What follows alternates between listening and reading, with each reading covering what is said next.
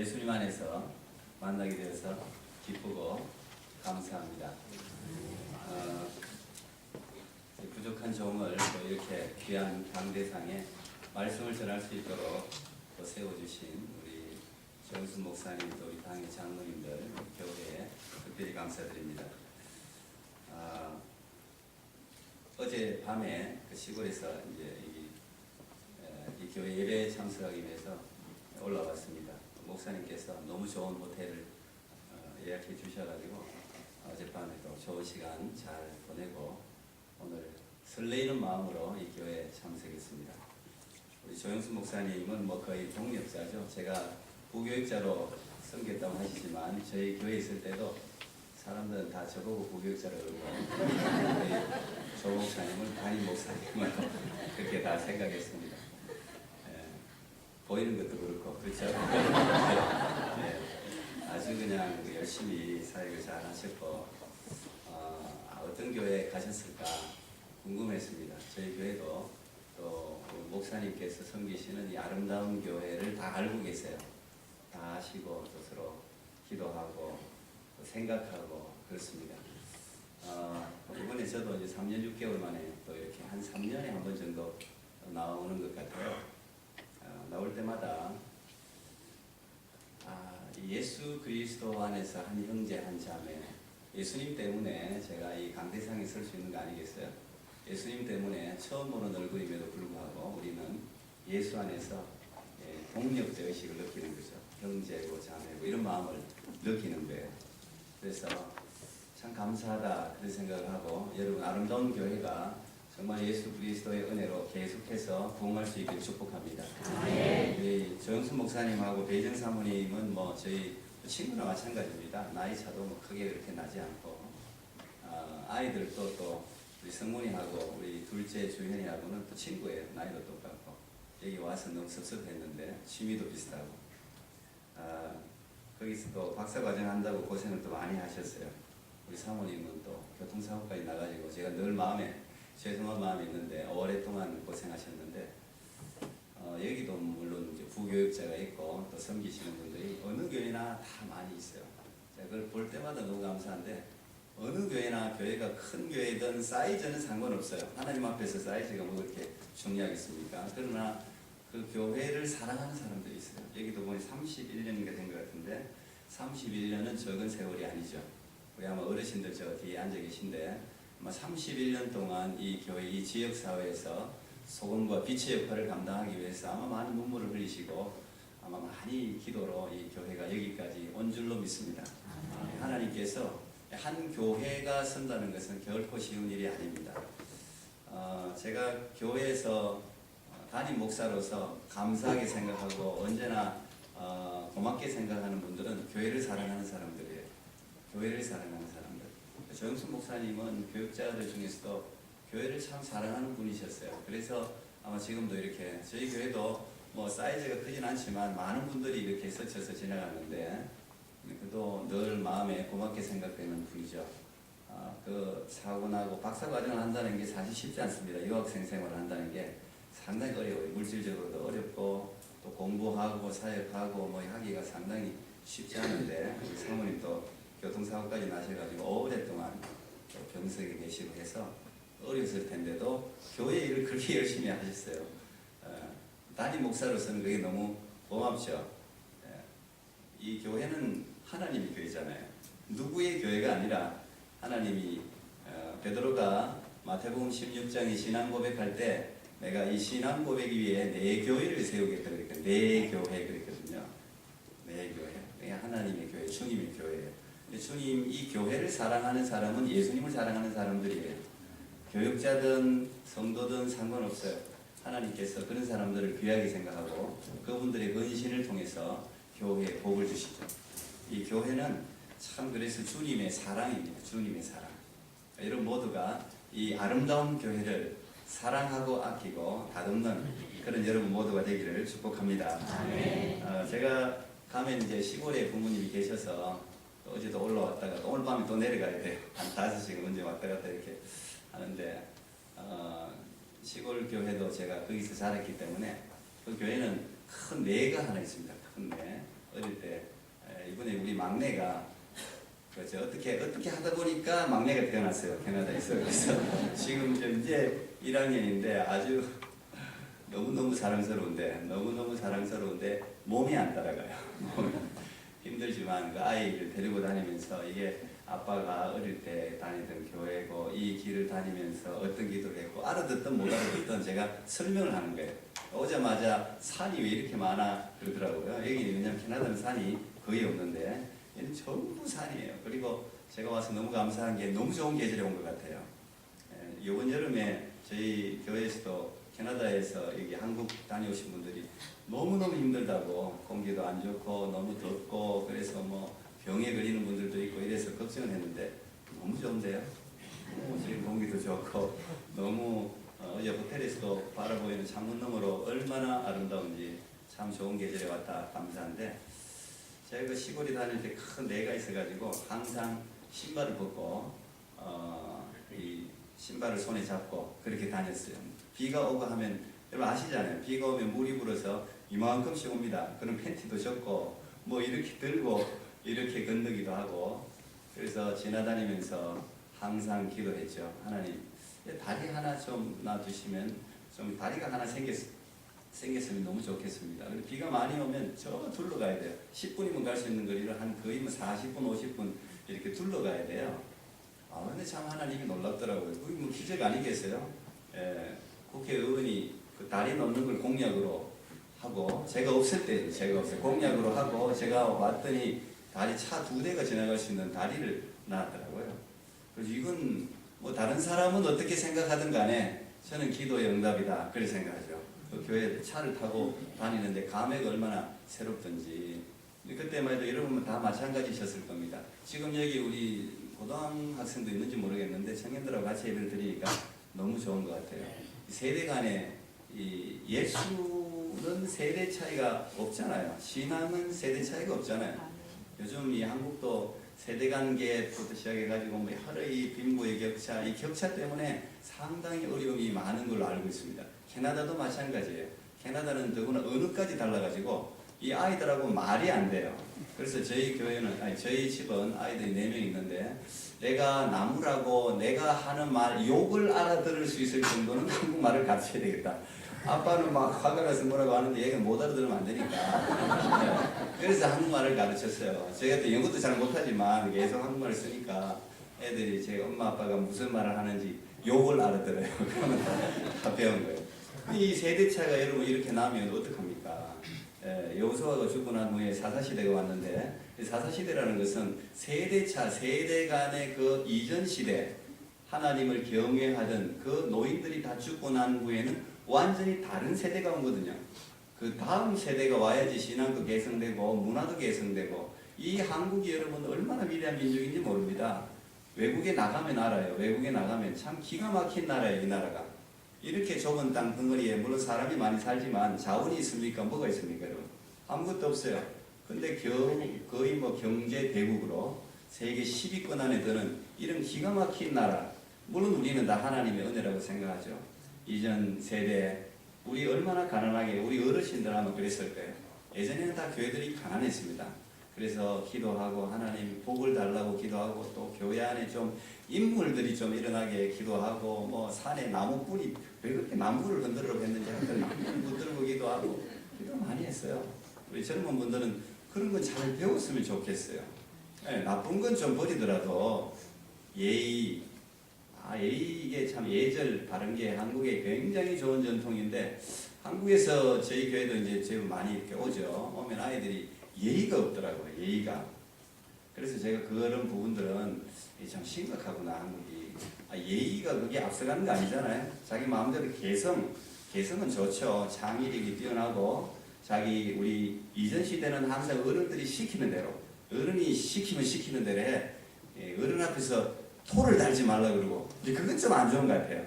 자꾸 토를 달지 말라 그러고 자꾸 누르니까 아이들 안에 있는 이 엄청난 사람은 다 다른데 우리는 항상 똑같은 제품을 만드는 그런 우수한 기질을 가지고 있어요. 한국은 다 똑같은 제품을 만들어 버려요. 근데 그런 부분들은 좀 고쳐야 될 부분이지만 사람은 하나님이 전부 독특하게 만들었잖아요. 다 모양이 다르고 하나님이 한 생명 한 생명 다 다르게 만들었는데 이제 그런 부분들을 부각시키는 건 중요하지만 그러나 어른들이 가지고 있는 예의, 미풍양속, 특별히 신앙. 그래도 젊은 사람들이 많이 보입니다. 요번에 한국에서 고등학생이 한 10명 정도 왔어요. 한 10명 정도 왔는데 교회 다니는 친구가 한 명도 없어요. 그럼 평균적으로 따져가지고도 한 몇 명은 있어야지 정상이잖아요. 근데 그게 물론 한국 전체를 대표할 수는 없지만 제가 생각할 때 한국이 참 다음 세대가 걱정이 된다. 10명 중에 한 명도 없다는 것은 그냥 추출을 해도 랜덤으로 그냥 해도 한두 명은 그래도 교회를 다녀야 되는데 없다. 이건 벌써 다음 세대 신앙이 개선되고 있지 않다는 이야기예요. 여기 집안에 다 예수 그리스도의 믿음이 다 개성되는 그런 아름다운 교회가 되기를 축복합니다. 신앙 붙들면 살지 않습니까? 하나님은 살아계신 줄 믿습니다. 이 교회 안에 하나님의 눈과 마음이 있다 그랬어요. 솔로몬이 성전을 이 다윗에 의해서 이 성전 다윗이 다 물론 다 준비를 했죠. 솔로몬이 성전을 건축하고 난 후에 하나님 앞에 입당하면서 기도하는 장면을 제가 굉장히 좋아하거든요. 보면은 거기에 하나님이 이전에서 기도하는 사람들의 기도를 들으시고 그들의 기도에 응답해 달라 그러고 이전에서 국가를 위해서 기도하고 나라를 위해서 기도하고 기도할 때 하나님 그 기도를 들으시고 우리의 죄를 용서해 달라 그러고 그러면서 이전에 하나님의 눈과 마음이 있다 그랬어요. 이전에 하나님의 눈과 마음이 있는 거예요. 하나님은 물론 온 천지에 충만하잖아요. 하나님은 안 계신 데가 없죠. 저는 최근에 이제 이 우주를 좀 제가 나름대로 다큐멘터리도 보고 이렇게 보면서 하나님의 위대함을 우리가 얼마나 이해할 수 있을까를 생각합니다. 사실 우리가 지구촌 한국도 우리 아이가 아빠 한국이 캐나다보다 작다고 했는데 내가 생각할 때는 더 큰데 이러더라고요. 더 크대요. 더 크대. 사람은 인구는 많아. 여기 인구 많아요. 캐나다는 그 넓은 나라에 3,500만 밖에 안 살아요. 근데 여기는 5천만 이상 살잖아요. 근데 이 나라 안에서 일어나는 일도 우리는 잘 몰라요. 근데 여러분 요즘은 이제 한국도 뭐 보니까 예전에는 서울에서 거의 이제 이 외국에 캐나다도 많이 왔는데 최근에 보니까 지방에서도 엄청나게 많이 오는 것 같아요. 지방에서도 뭐 여러 군데서 굉장히 많이 이제 이 외국에 나가는 게 쉬워진 거죠. 그 아이들은 특별히 돈이 없어도 자기들이 나와서 자기의 꿈을 위해서 찾아오는 애들이 굉장히 많더라고요. 나와 보면 좀 한 번씩 나가보는 것도 도움이 되는 것 같습니다. 자기 집 안에서 보이지 않던 게 나가서 보면 또 보이는 게 있어요. 그래서 보면 한국 안에서 서로 지금 이게 무한 경쟁이잖아요. 한국은 자원이 사람 인적 자원밖에 없으니까 서로 경쟁해야 돼요. 이게 굉장히 좋은 것도 되죠. 다른 나라에 없는 게 여기는 많아요. 제품들도 제가 사고 싶은 게 너무 많더라고요. 너무 많아요. 하기 똑같은 거 안 만들어도 되는데 이 컵도 이렇게 바꿨다가 저렇게 바꿨다가 나올 때마다 제가 놀라는 것은 항상 벽지가 바뀌어 있어요. 제 눈은 뒤도 보면 항상 벽지가 바뀌어 있어요. 항상 디자인이 바뀌고 뭐가 다 늘 바뀌어요. 너무 편리하게 모든 것을 다 해놨어요. 굉장히 그러니까 뛰어난 민족이죠. 근데 너무 경쟁해요. 너무 경쟁해요. 사실 이 젊은 사람들도 갈 데가 너무 많아요. 여기 취업할 데 없다. 그렇게 말할 필요 없어요. 다 나가면 우리를 필요하는 데가 너무 많아요. 너무 많아요. 그리고 내가 여기에서는 좀 부족한 것 같고 여기는 공부지향적인 사회더라고요. 보니까 저도 여기 살았지만 너무 공부로 모든 것을 평가하는 그런 사회예요. 근데 여러분 공부머리가 있는 사람이 있고 공부머리가 미안하지만 없는 사람이 있어요. 근데 그 사람은 공부머리가 아니라 다른 쪽으로 장사하는 머리가 있든지 뭐가 있어요. 하나님은 다 우리가 이 세상에서 자기의 삶을 우리가 얼마나 위대한 하나님의 형상을 닮은 사람들이잖아요. 하나님의 형상. 이 위대한 사람이 뭘 한들 못 먹고 살겠습니까? 근데 이 하나님은 온 우주, 이 우주를 살펴보면 이 지구 자체가 점이에요.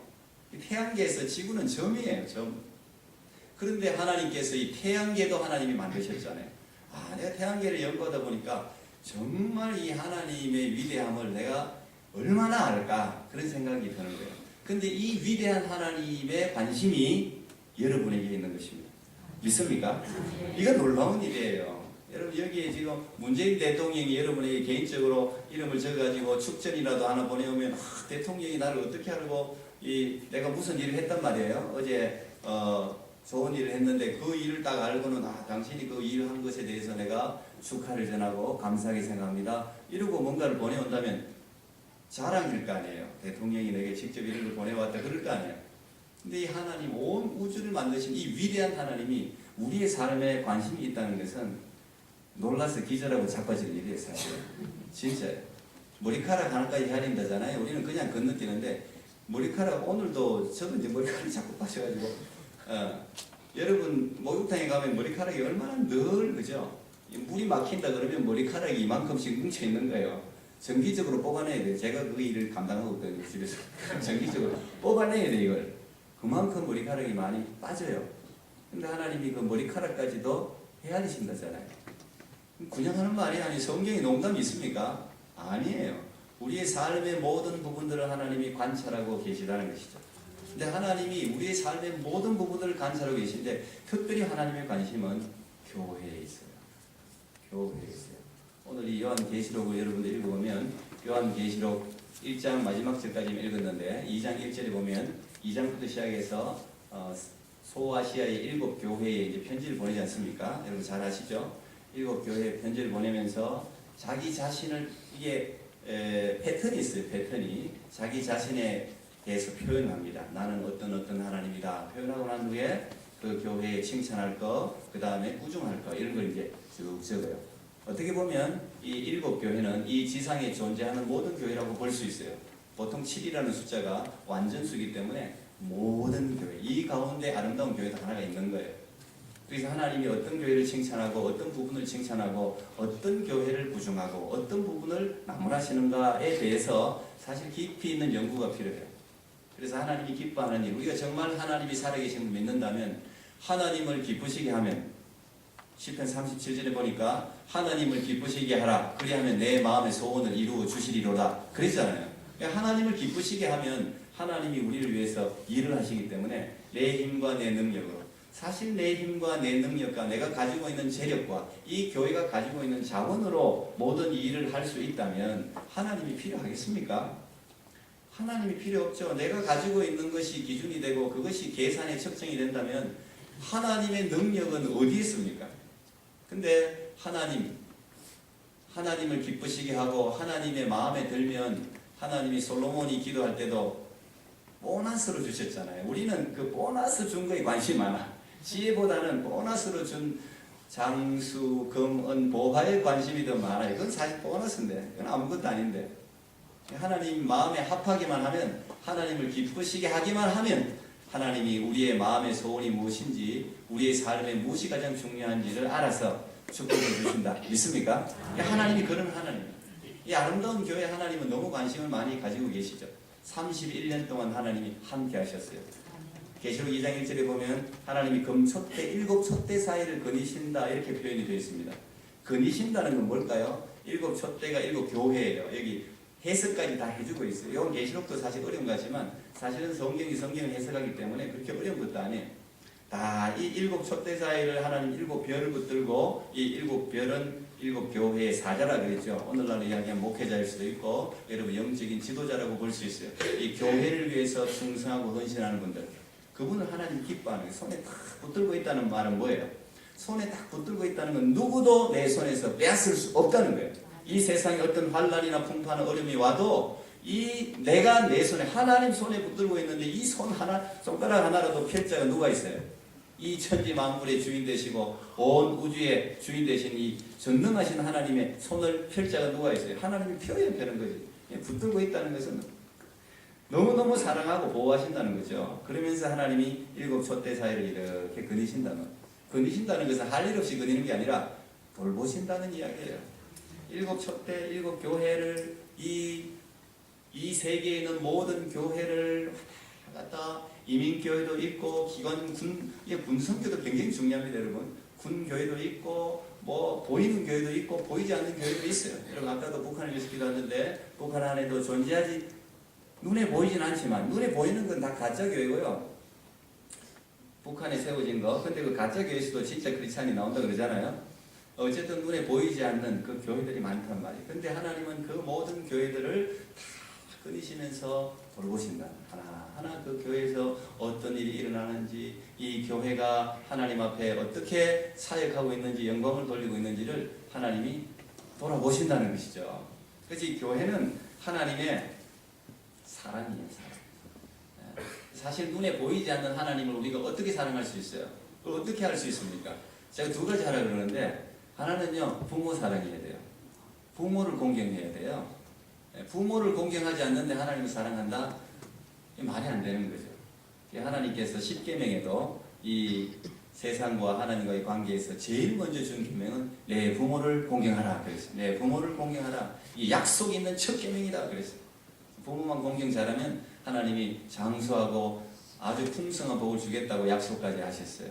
그래서 부모를 공경해요. 부모 세대를 공경하지 않는 세대는 끊어지게 되어 있어요. 이제 한국 이 전체 이 사회에 이 노인 공경이 사라지고 있다. 이건 불행한 일이에요. 젊은 분들은 항상 부모님을 공경하시기 바랍니다. 여기도 젊으신데 아주 인상 좋습니다. 위에도 부모님이 어떻든 간에 부모를 하여튼 공경하면 하나님이 다 기억하세요. 물론 부모님들은 자녀들을 노엽게 하면 안 되죠. 그게 뭐 다 성경에 기록되어 있으니까. 그리고 우리가 하나님을 사랑한다는, 부모 공경하면 하나님 사랑하는 거고요. 두 번째가 교회 사랑하는 거예요. 교회는 핏값으로, 주님의 핏값으로 세운 교회, 그렇게 부르지 않습니까? 핏값으로 세운 교회. 그냥 나온 말이 아니죠. 예수님의 핏값으로 세워진 교회. 저도 교회를 지금 개척해서 31년이라는 세월은 정말 놀라운 세월이에요. 저희 교회가 내년이면 이제 14년째입니다. 그래서 거의 반을 우리 조 목사님이 헌신해 준 건데, 교회를 개척해서 이렇게 하다 보니까 교회는 절대 그냥 세워지지 않아요. 교회는 지금 이 아름다운 교회가 이 정도로 이렇게 세워지기까지는 정말 많은 분들의 눈물이 있었어요. 분명해요. 보이지 않지만 눈물이 있었어요. 헌신이 있었어요. 아픔이 있었어요. 교회가 항상 형통하게 성공적으로 성장하는 건 아니에요. 여러 가지 아픔이 동반되죠. 근데 아픔이 뭐 유행가 가사도 그런 게 있던데요. 아픔만큼 성숙해진다고. 항상 아픔이라는 것은 하나님께서 우리에게 주시는 선물이에요. 언제나 남만 있지 않아요. 지금 밖에 화창한데 남만 존재하지 않아요. 밤도 하나님이 창조하셨어요. 믿습니까? 밤도 하나님이 창조하셨어요. 왜? 모든 성장은 밤에 일어납니다. 모든 치유도 밤에 일어나요. 잠을 자는 동안 치유가 일어나고 성장이 일어난단 말이에요. 근데 이 밤이라는 것은 고난이고 고통일 수 있죠. 개인적으로는 너무 힘들지만 하나님은 때때로 교회를, 그래서 이 교회가 초대교회부터 시작해가지고 어둠, 밤, 고난, 그걸 통해서 교회가 성장했잖아요. 근데 그 고난이 없어지고 우리 로마가 기독교를 공인하고 난 이후에 교회는 사실 타락했습니다. 그러고 난 후에 종교개혁이 일어나죠. 근데 어쨌든 이 여러분에게 이 고난, 교회적으로도 마찬가지예요. 아픔이 있고 있는 것은 그건 비정상이 아니라 지극히 정상이에요. 교회가 서로 분열도 있을 수 있고 다툼도 있을 수 있고 서로 우리가 원하지 않는 일들이 교회 안에도 있을 수 있어요. 사람이 모였으니까, 죄인들이 모이는 공동체니까. 근데 그걸 나쁘게 생각할 필요가 없어요. 이 교회가 왜 이래? 지금 뭐 세상이 교회를 뭐 이상한 기독교를 뭐 이상한 이름으로 부르고 하는데 개의치 마세요. 그걸 개의치 마시고 단지 기도를 해야 돼요. 여기 보면 기도하는 가정, 기도하는 교회 해놨는데 제일 중요한 지금 표예요. 왜냐하면 이 가정하고 교회가 이 세상에 존재하는 모든 공동체 중에 제일 중요한 공동체라고 저는 믿고 있습니다. 가정과 교회가 깨어지면 세상 끝이에요. 가정과 교회는 하나님이 직접 만드신 공동체예요. 가정도 하나님이 만드셨잖아요. 가정도. 제가 이제 여기 와서 조금 일찍 나왔는데, 와서 이제 제일 먼저 한 게 강원도에 가서 저희 교회 이제 다니시던 집사님 딸이 결혼을 해서 결혼 주례를 하기 위해서 지난주에 토요일날 결혼 주례를 하고 내려왔습니다. 저는 이 결혼할 때 그 전에 캐나다에 가기 전에는 몰랐던 감동이 있어요. 한 남자와 한 여자가 세상에 한 남자가 제 앞에 서가지고 주례를 해라 그랬으면 제가 참 어렵잖아요. 캐나다는 남자가 저한테 와서 주례해달라 그러면 주례를 안 해주면 법에 걸려요. 여자가 와서 해달라 그래도 동성애자들이 해달라 그래도 해줘야 돼요. 근데 지금 여기도 한국도 위험하던데요. 이번에 인권법 이런 거 보니까 그거 통과되면 상당히 위험하겠던데요. 그거 통과되면 이제 성차별이 없어진다고 하지만 결국은 그렇게 되는 거예요. 그게 성차별이 없어지는 게 아니라 동성애를 옹호하는 거예요. 그게 서로가 이제 그거를 법적으로 제도화시켜버리면 이제 거기에 대해서 말릴 길이 없어요. 그 다 서구화 돼가 버리는 거예요. 그런 거는 안 앞서가도 돼요. 그런 거는 사실 교회가 이러고 기도해서 그건 절대 그렇게 되면 안 돼요. 그렇다고 또 제가 동성애를 막 혐오하고 그런 건 아닙니다. 그분들도 구원받아야 될, 우리가 사랑해야 될 영혼이지만 그게 법적으로 제도화돼 버리면 큰일 나요. 그래서 왜냐하면 성경이 원하는 게 아니에요. 항상 결혼의 의미는, 결혼의 정의는 한 남자와 한 여자의 만남이지 성적인 것을 같은 성끼리 만나는 게 아니에요. 그래서 남자와 여자가 제 앞에 딱 서 있는 것만 봐도 제가 감동이 돼요. 감동이 돼요. 그래서 제가 축복했죠. 이 하나님께서 이 가정을 한 남자와 한 여자가 만나서 형통하고 번성하게 했잖아요. 한 남자와 한 여자가 안 만나면 어떻게 됩니까? 대가 끊어져 버리죠. 대가 끊어지잖아요. 그것은 하나님의 뜻이 아니에요. 계속 번성해야 돼요. 이 한국도 이제 20년 후면은 지금 상당히 어렵다 그러던데요. 지금 평균 출산이 0.8명인가 그렇던데요. 한 명도 안 낳더라고요. 젊은 사람들 아기를 많이 낳기를 축복합니다. 혹시 뭐 신혼가정 없나요? 예, 아기를 낳을까 말까 망설이는 분이 있다면 절대 망설일 필요가 없어요. 그냥 넣으세요. 예, 넣으면 하나님이 한 생명이 천하보다 귀한데 아니 못 먹고 아니에요. 다 먹고 살게 하나님이 해주세요. 걱정하지 마세요. 지금 이 유대인들은 보면은 그냥 절대 산하 제한을 안 해요. 그냥 하나님이 주신 이 화살의 전통이라고 그러지 않습니까? 자식을. 그래서 주는 대로 어차피 못 낳는 아기를 낳을 수가 없는 때가 와요. 갱년기고 폐경이 오면은 못 낳아요. 낳고 싶어도 못 낳아요. 낳을 수 있는 만큼 엄마 아빠는 맨날 아기 낳으라 그런다. 뭘 알고나 이야기하라고. 우리도 권사님 아들이 한국에 있는데 아기를 지금 계속 안 낳고 있어가지고 말도 못한대요. 며느리 눈치 보여가지고. 그냥 속으로 기도하면 하나님 저들이 알지 못하는 사이에 아기가 들어서게 해주시옵소서. 뭐 이런 기도는 안 하지. 아기 낳는 건 축복입니다. 생명을 낳아야 가정에 의미가 있는 거예요. 그리고 그 아이를 그리스도인으로 키우는 것 너무 중요한 것. 자기 자식에게 돈을 벌줄 생각하지 말고 그리스도인으로 키우는 것. 그게 세상을 보존하는 아주 중요한 우리에게 주어진 사명이에요. 사명. 그리고 하나님 우리가 기도하는 교회 여기도 엘리야 기도회가 아주 우리 교회 이름이 똑같아요. 엘리야 기도회. 이 기도회가 뜨거우면 그냥 교회가 사는 거예요. 어쨌든 교회는 성령에 의해서 탄생된 거기 때문에 성령에서 탄생됐잖아요. 오순절날 성령이 임함으로 말미암아 교회가 탄생됐잖아요. 그래서 기도와 성령과 교회는 분리할 수가 없어요. 이게 없어버리면 교회가 아니에요. 교회는 만민이 기도하는 집이라. 이사야에서 그렇게 기록하고 있지 않습니까? 이 성령에 의해서 오늘 이 계시록에도 2장부터 7교회에 보낼 때 항상 공통적으로 들어가는 말이 있어요. 귀 있는 자는 성령이 교회들에게 하시는 말씀을 들을지어다.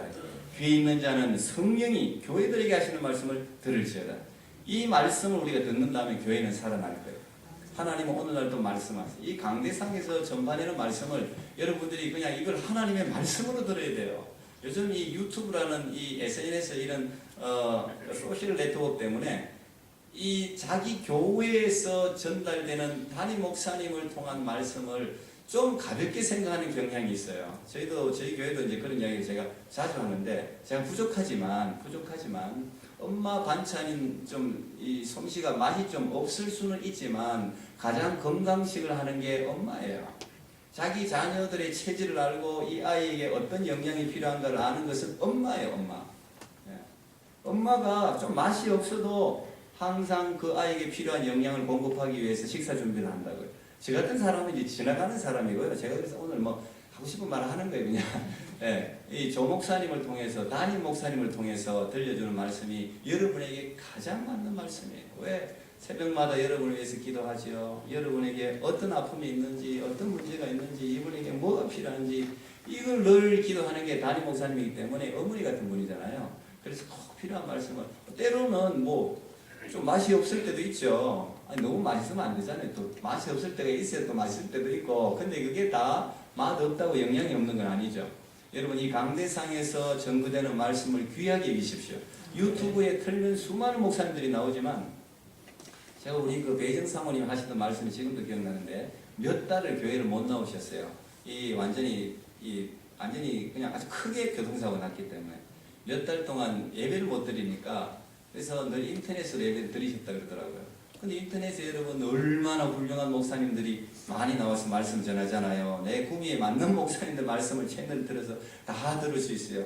그런데 처음에는 그게 좋을 수 있지만 몇 달을 들으니까 우리 교회 처음 교회 나와서 예배 드릴 때 너무 감동스럽다고 이제 이 사모님이 하시던 말씀이 지금도 제 마음에 있어요.